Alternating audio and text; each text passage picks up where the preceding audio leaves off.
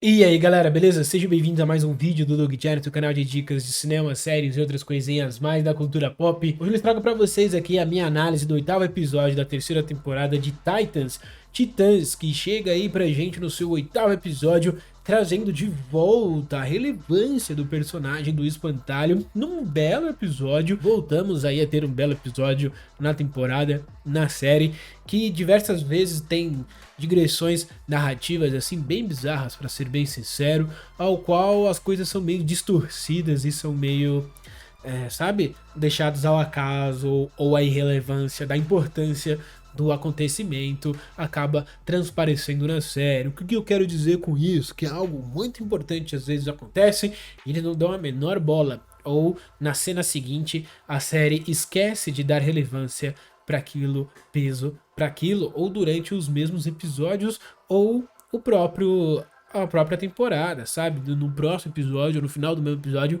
eles desfazem algo bem importante. Aqui a gente tem mais um desenvolvimento de alguns personagens, um episódio que não tem basicamente cena de ação, tem um pouquinho só, e todas essas cenas estão ali para aprofundar os personagens de uma maneira geral, assim, isso é bem maneiro, porque traz o Espantalho de volta depois do episódio passado que ele foi basicamente esculachado pelos Titãs, sabe? Onde ele teve todo o plano dele desfeito de uma maneira meio bizarra para um cara que era tão perigoso, que parecia ser tão inteligente, e ele não considerou que ter guarda-costas, ele não considerou ter uma, sabe, um plano extra, ele não considerou nada, assim, ele achou que ele já estava por cima da carne seca por uma certa arrogância, talvez, e ele perde muito fácil no episódio anterior. Nesse aqui, ele sozinho, sem os capangas, sem a máfia de Gotham, sem o Jason Todd do lado dele, sem todas as pessoas do lado dele, sabe? Ele consegue trazer uma psicopatia e o medo dele ser esse cara tão inteligente de uma maneira mais interessante. Muito interessante esse episódio, a gente já continua falando sobre ele. Enquanto isso, você se inscreva nesse canal, deixa o seu like, porque tudo isso ajuda demais a gente continuar crescendo aqui na plataforma, beleza? Então baixa um pouquinho, se inscreva no canal e deixa o seu like, porque realmente ajuda a gente. Se puder, torne-se um padrinho, daqui a pouco você vai poder se tornar membro aqui através do YouTube também, eu tô configurando direitinho essas paradas aqui. Mas, por enquanto, ou se você preferir, vá pelo site Padrinho. Você pode dar esse canal a partir de R$ 1, aí até o seu bolso aguentar. E você vai ter recompensas por isso, dependendo do valor que você contribua, beleza? Muito obrigado para quem contribui, vocês são incríveis. Muito obrigado para quem participa, assiste, dá um like, compartilha isso para outras pessoas, porque é assim que esse canal cresce, é assim que a gente forma uma comunidade e vocês são incríveis, de verdade. Vamos continuar falando desse episódio, porque o Espantalho aqui tá jogado às traças, porque ele foi derrotado pelos Titãs, não é mesmo? E ele tá lá junto com o nosso querido Jason Todd e tal, e não sei o que, tentando furar um poço da rede de água de Gotham, mas não tá rolando, tá ligado? Não parece que vai.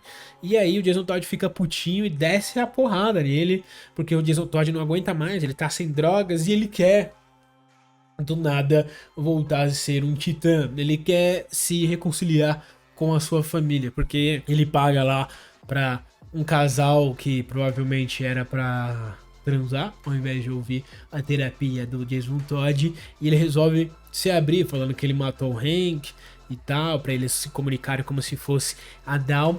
E assim, basicamente, cara, ele sente o peso da morte do Hank, e a única coisa que ele poderia voltar ali, onde o único lugar que ele vê que ele seria acolhido novamente, que ele teria alguma coisa, seria em casa, que é uma coisa que a moça ali conversa pra ele, porque no fim das contas é só a família que te acolhe nesses piores momentos. E sim, é verdade. Tanto que na hora que ele conversa com o Dick Grayson, ele fala que quer voltar pra sua casa, e eu falo assim, o Dick tá muito filho da puta, ele vai trair muito ele. E não, cara, ele resolve conversar com os Titãs, falar mesmo, o Jason Todd vai entregar o Crane pra gente, mas a gente precisa perdoar ele pra isso. E aí os Titãs entram num debate ali muito louco, porque na última temporada mesmo, o Mutano matou um monte de gente, a gente tá com a Blackfire aqui, que já matou um monte de gente. Então esses Titãs bonzinhos de bonzinhos não tem nada. Se for da nossa família, vocês podem cometer os erros que forem, tá ligado? A gente acaba passando a mão na cabeça. O que é uma mensagem meio estranha, na minha modesta opinião. Mas funciona. É funcional e coerente com a série até então, sabe? De verdade, assim. Porque todos esses personagens já mataram por capricho, digamos assim. porque queriam. E esses personagens nessa série, eles são violentos. E o Jason Todd é violento num nível absurdo, concordo. Ele tem salvação? Na minha modesta opinião, eu não sei. De verdade, eu acho que daria pra perdoá-lo, entre aspas, mas ele tem que pagar pelos crimes dele. Isso não pode ser passado. Esse nível de passação de pano não pode acontecer. Saca? Ele matou um titã, fora todas as outras pessoas inocentes que ele matou. Ele matou um dos amigos dele, matou um membro da família também. Então não pode, na minha modesta opinião. Mas isso é uma parte do episódio, uma parte significativa, e pra mim a melhor parte do episódio, porque é uma construção muito boa. Mas, cara, a gente tem agora o sinal do Titãs ali no céu, um T gigante nos céus, para que a Bárbara Gordon agora fez as pazes, né, com o Dick Grayson e com os Titãs, e agora quando eles precisam eles chamam os Titãs, o que é meio hipócrita da parte dela, e o que alguém aí fez muito rápido esse T para colocar ali naquela luz, e porque a galera trabalha muito rapidamente nessa série, é impressionante. E a gente tem também a participação do Tim Drake descobrindo as coisas, indo conversar ali na mansão do Bruce Wayne, né, na base ali dos Titãs em Gotham, falando sobre, ó, eu sei que você é o Asa Noturna, porque eu sou fã, eu era seu fã na época dos Graysons voadores, o que é meio estranho, porque esse moleque devia ser criancinha, quase bebê. Se o Dick era criança, imagina esse moleque, tá ligado?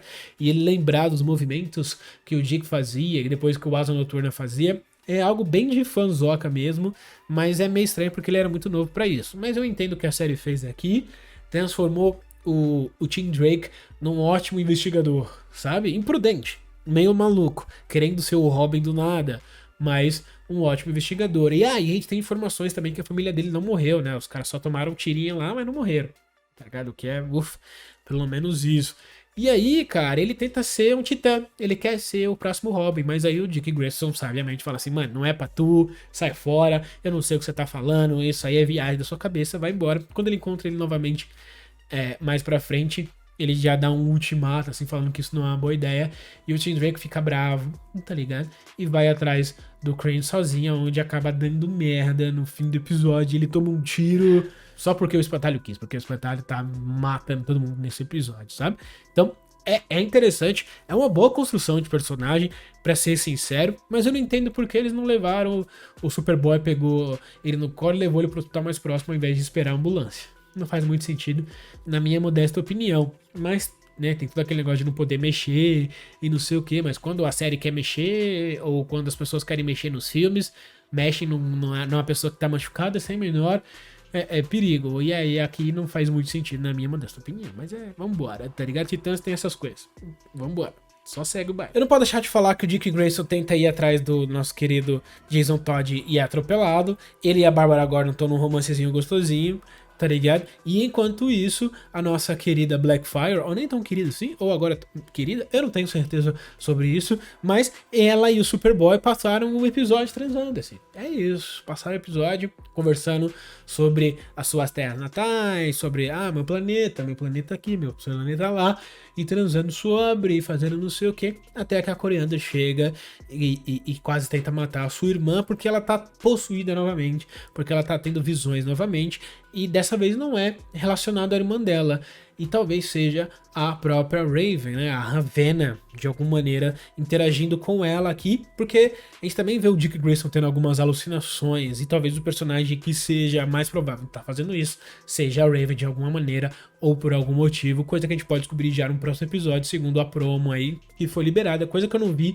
mas já tem alguns spoilers rolando no Twitter e coisas assim. Mostram os Titãs evoluindo como investigadores, como série, e mostra o Mutano tentando resolver também as coisas por fora, mostra uma certa evolução, assim, um contexto muito forte e bem bacana numa história coesa de temporada. Por mais que tenha suas digressões em alguns episódios, relativizar alguns acontecimentos que são importantes, não dar atenção para algumas coisas, mas esse episódio aqui ajuda a construir essas coisas e amarrar algumas dessas coisas, porque a gente tem o Espantalho sendo o mais espantalho possível, completamente insano, completamente maluco. O cara dá um Danone pra ele lá, e na sequência, que ele fica tudo feliz por ter ganho o Danone, na sequência ele vai lá e mata o cara, porque ele precisa matar o cara.